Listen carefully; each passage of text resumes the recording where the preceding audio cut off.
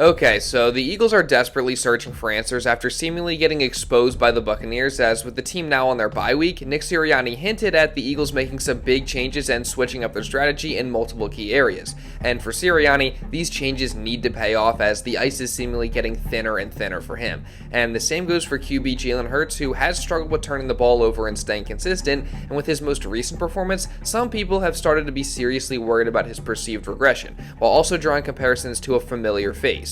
And if these are accurate, then the Philadelphia Eagles are officially living out their worst nightmare. So we're going to talk about that and all the other latest Eagles news starting right now. Hey guys, welcome to the Philly Fan 21 channel. If you're new, I'm Evan and I cover all things Philadelphia Eagles. And man, it has been a rough couple of days in Philadelphia as the negativity and criticism has continued to flow after the Birds' embarrassing loss in Tampa on Sunday. And everyone has kind of caught some of it, as there's a lot of people to blame for what went down on Sunday and the issues that the Eagles have. But Nick Sirianni is easily the one getting the most heat, as everyone thinks this guy should be fired as soon as possible, as really since midway through last year, this team has looked unprepared, fundamentally weak, and super inconsistent, and that largely falls on the head coach. So of course people are calling for his job, especially after a loss like they just had on Sunday where they just flat out didn't show up in any aspect of the game.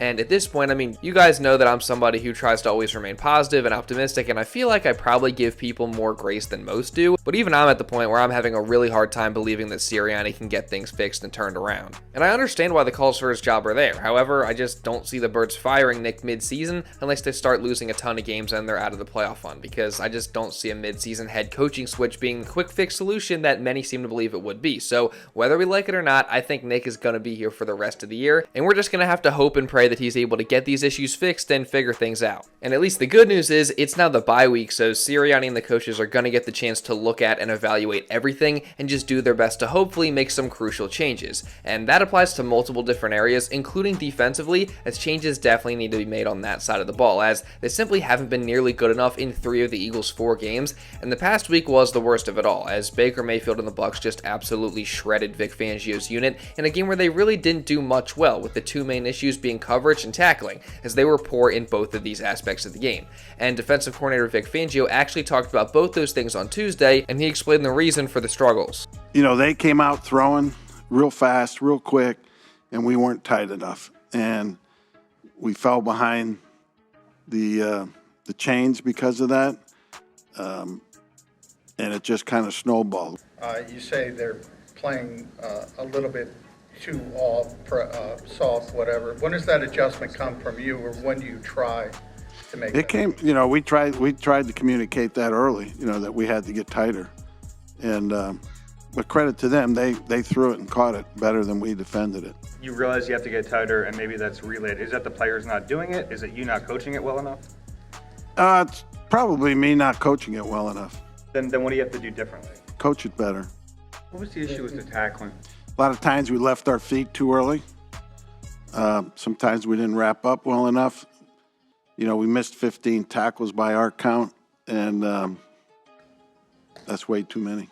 How do you fix tackling when you don't practice tackling? Yeah, you emphasize it through film study, through practice drills, and better technique. Hopefully, like Vic alluded to, he's able to just coach these things better moving forward. And of course, the Eagles players also have to execute better, and just these problems in general can get fixed because they just can't be that poor in those areas moving forward. And honestly, just defensively in general, I think there's no doubt that changes do have to be made, whether it's scheme or fundamentals wise. And it at least seems like the Eagles have began that process already, as Nick Sirianni said this in a press conference on Monday. We watched that tape together. We sat in there today, watched the entire tape together, went through all of it. Talked about, you know, what the issue was for each play that we failed on, what the answer, what the solution. We discussed, you know, different things, players, personnel, past experiences of what's worked against those different things. I'm sure Vic and Sirianni evaluating the tape is something that they've done every week of this season so far, but what makes this week a little different is the fact that, again, this is the Birds' bye week, and they're going to have more time to look at not just this tape, but also the defensive tape from the entire season so far, and evaluate what needs to be changed. I mean, Sirianni has reiterated countless times in these past 2 days that the Eagles are evaluating everything, and everything is on the table in terms of making changes, so hopefully they make the necessary adjustments defensively so the unit can be more consistent as the season moves forward. And the same thing goes offensively as well, as the Eagles have had plenty of problems there, including starting slow and also especially in this past game, not doing a good enough job of establishing the run game early and giving Saquon enough touches. And offensive coordinator Kellen Moore talked about both of these things on Tuesday. Yeah, obviously we haven't started games the way we wanted to. Obviously this week being a bye week, we're just doing such a deep dive on so many things, and so this is a really fun task for us to navigate and just find a way to get going sooner, get going quicker, because there are moments coming out of second halves we've had successful drives just coming out of it, but we obviously got to start faster, and so that's a big focus for us, just to continue to evaluate that and find our way. So we just got to start faster, as simple as that. In this game specifically, is Saquon's play making you sort of reevaluate how quickly you want to get the ball in his hands and how often you want to get it into his hands early? Yeah, I obviously want to get the ball to Saquon as much as possible, just like a lot of these guys. But obviously poor job just finding the rhythm in that game to go 3 and out, and then put yourself in a really challenging situation where you're going to have to play catch-up ball for the rest of the game, and you still don't want to lose the run game. You still want to try and keep it alive. Obviously, certainly we got to get him more touches. Safe to say, the Eagles just have to figure out a way to get Saquon more involved and get him more touches early, while also starting much, much faster in these games. And again, this bye week does give them the chance to find some answers, so hopefully they're able to do that, and these things improve drastically as the season goes on. And honestly, what's really been an issue for the entire team through the first quarter of the season that just needs to improve is staying consistent. I mean, there's no denying that this team has talent, and there's been flashes of greatness on both sides of the ball so far this year, but the Eagles just haven't been able to consistently put it all together and just have a complete game where all three units, being the offense, defense, and special teams, are playing well. And we've also seen instances where the Eagles offense or defense or a specific player is playing well, and then they also have a horrible player or stretch of plays within the same game. And Nick Sirianni went into these inconsistencies on Monday. As a football team, I think it's just been consistency. And that's something I got to do as a head coach, is make sure that, our consistency is there. We missed one tackle last week. We missed more, 14 or whatever this week. And again, just the consistency of third down, consistency of red zone. We haven't been great in the red zone, and then yesterday we were a little bit better there. And so again, it's just that consistency thing of the entire team, and myself, Jalen, offense, defense, special teams. It's all of us. Sirianni is certainly right in saying that these issues start with him first and foremost, and they just have to find a way to be a more consistent team moving forward. So whether we believe in him or not, he's just going to have to find a way to get these issues fixed. Because if he can't, the Eagles and Sirianni could be in for a very long season, and the ending might not be so pretty for the fourth-year head coach. And someone else who has to find a way to get his issues fixed is Jalen Hurts, as he's perhaps the biggest example of the Eagles' inconsistent play this year, because I honestly thought coming into this past game that Jalen Hurts had played great 95% of the time in the first 3 games that the Eagles played, but then the other 5% of the time he has been awful and he's had some inexcusable turnovers. The last game, I just thought he had an all-around poor performance, with the key turnover obviously being a part of that, but again, I think overall this season, Jalen has had plenty of great moments and also some horrible ones. And of course, everyone's going to focus on the negative plays, and honestly, rightfully so when they're costing the Eagles points. But similarly to the defense, hopefully this bye week allows for everyone to take a step back and get to the root of the problem when it comes to Jalen Hurts' turnovers and getting those fixed. And Sirianni actually talked about Hurts and the team's turnovers on Monday, and he says that that's something they'll spend a lot of time looking at during the bye. As far as the turnovers, Elliot, that'll be something that we really dive into on a bye week this week, and spend a lot of time on that.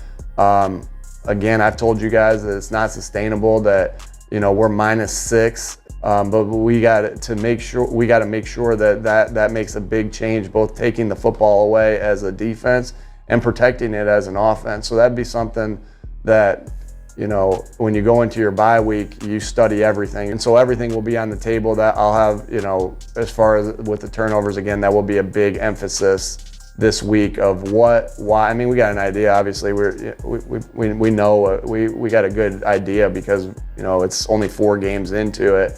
But we'll be looking at it, even more in depth with the what, the why, common threads amongst players, common threads amongst plays, play types, down in distances, situations, all that stuff. While that's great and all, I honestly just don't know what Sirianni and the coaches can really do to help Jalen cut down on these turnovers. I mean, obviously there's some things they can do, but it's ultimately just going to come down to Jalen and his decision making. Like, he's just flat out got to be better, plain and simple. And we know he has it in him to be smarter with the football, as in 2021 and 2022, he just did a great job not turning the football over, but starting last year all the way until now, he has been the worst in the NFL at it. And it has many Eagles fans concerned, as we all remember a similar path and trajectory playing out for Carson Wentz, and people seem concerned that Hurts is headed in the same direction, as just like Wentz, he had an MVP level season just a couple years ago, but he just hasn't really seemed to quite recapture that level of play since then. And the spike in turnovers is certainly very alarming, and another parallel to Wentz and what happened to him.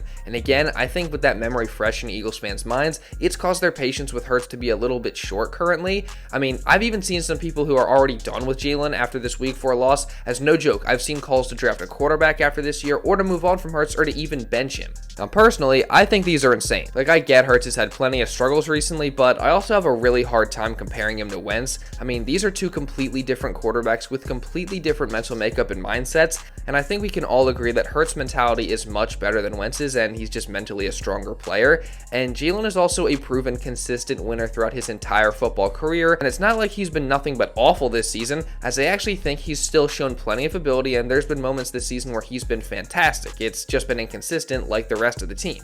And let's also not forget that he's now in a new offense once again this season, and he's been missing AJ Brown since week 1, and he also didn't have Devontae Smith this past week. So I say let these guys get healthy, let's get through the bye week and make adjustments, and then let's see how Hurts looks and what is probably the Eagles' easiest stretch of games all season coming up. Because I mean, all I think he really has to do is just clean up these turnovers and he'll be alright. Now, I do get that that's kind of a big if, but I don't know, call me delusional, but I still personally have confidence in Hurts moving forward. But what do you guys think? Now, as far as my confidence and patience with Nick Sirianni goes, though, that's definitely wearing thin, I will admit, and a recent clip has surfaced online suggesting that he's actually starting to wear thin with the players too. So, is this actually legit? Well, don't worry, we're going to get into that and more in just a minute here, but real quick, I do want to say, if you are enjoying this video and don't want to miss any other Eagles coverage or content just like this coming throughout the rest of the season, then make sure you subscribe, and also really importantly, turn on notifications so you're notified instantly when one of these videos is uploaded. I think that's a win-win for the both of us, because not only do I get more people consistently watching these videos,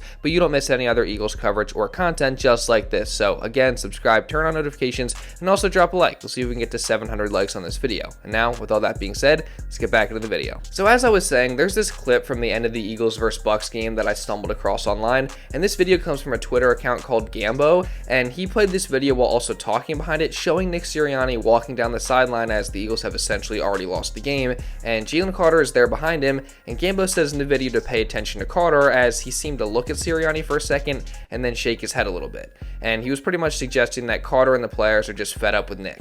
Now, to me, this video does seem like a little bit of a reach, because Carter may not have even been looking at Sirianni here, and we just simply can't jump to conclusions about what a subtle head shake on the sideline means.